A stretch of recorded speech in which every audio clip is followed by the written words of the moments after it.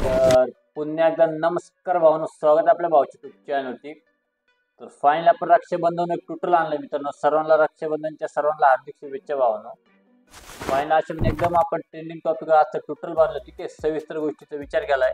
तर अशाने फायनल आजचं ट्युटोरियल मित्रांनो, ठीक आहे. तर राहिल्या विषय म्हटलं सर्व गोष्टी मी पीडीएफ फाईल डायरेक्ट प्रोव्हाइड केली, ठीक आहे. 3 स्टेपमध्ये आपला पासवर्ड आहे मित्रांनो. व्हिडिओ शेवटपर्यंत बघा, ठीक आहे. 3 स्टेपमध्ये मी स्क्रीनवर पासवर्ड शो केलाय. तर अशी फायनल आजचं ट्युटोरियल आहे. तर चला तर मित्रांनो आजच्या व्हिडिओ आपण सुरुवात करूया. तर फायनल मित्रांनो आलोय मी फोटोशॉपवर, ठीक आहे. तर फोटोशॉपवर आल्यानंतर पीडी ओपन केल्यानंतर तुम्हाला हा इंटरफेस शो होऊन जाणार, ठीक आहे. याच्यात सविस्तर गोष्टी मी ऑलरेडी क्रिएट करून ठेवल्या. एकदम म्हणजे मित्रांनो एकदम क्वालिटी बनवण्याचा प्रयत्न केलाय, जेणेकरून एकदम कॉम्प्लीट टाईप डिझाईन आपल्याला वाटून जाईल, ठीक आहे.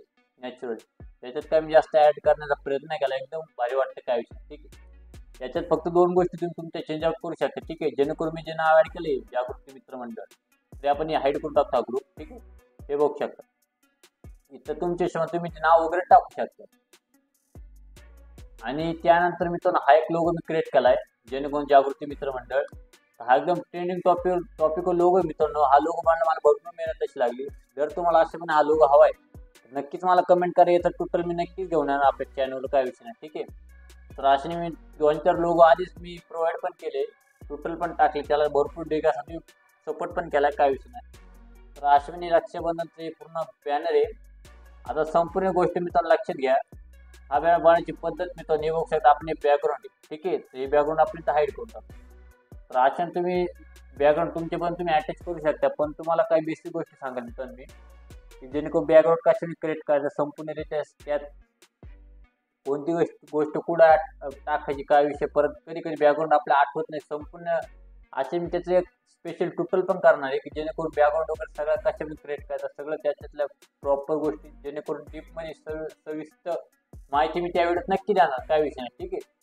तर अशाने फाईल आजचा आपले मित्रांनो एक ट्युटोरियल आहे. एकदम जबरदस्त बॅनर झाला. सर्वांना असेल नक्की हा बॅनर बनवा, ठीक आहे. इथं आपण इफेक्ट पण मारला, हे बघू शकता हा इफेक्ट. आता राहिल्या विषय मित्रांनो, जर हा बॅनर प्रिंटिंग करायचा असेल तर इथे इमेज साईजला जायचं आणि इथं रेझोल्युशन समजा आपण 300 टाकले, ते इथं तुम्ही रेझोल्युशन जेवढं वाढवतं तेवढं तुमची बॅनरची क्वालिटी वाढणार, ठीक आहे. तर असे मग तुम्ही नक्कीच करा. आणि त्यानंतर मित्रांनो जर तुम्हाला कधी कधी आता काय भरपूर म्हणणं आहे की CSMYK आपण डिझाईन वगैरे काही जे प्रकार असते मित्रांनो, ठीक आहे. कधी मी तो पण प्रकार केला नाही मित्रांनो. डायरेक्ट आपण जे आपण RGB कलर नॉर्मल ठेवतो, ठीक आहे, इंचेसमध्ये त्याच्यावर प्रिंट मारतोय आपण. तीच प्रिंट मारत चला, ठीक आहे. जेणेकरून ते तुम्हाला बेटर राहील आणि आपली प्रिंट हाय क्वालिटीमध्ये तुम्हाला क्वालिटी वगैरे दिसून जाईल, ठीक आहे. तर अशी फाईल आपला आजचं ट्युटोरियल मित्रांनो. तर अशी ट्युटोरियल नक्की वेगवेगळे घेऊन येणार. व्हिडिओ आवडला व्हिडिओ नक्की लाईक करून टाका. तर चला मित्रांनो भेटूया पुढच्या व्हिडिओमध्ये. जय हिंद, जय महाराष्ट्र.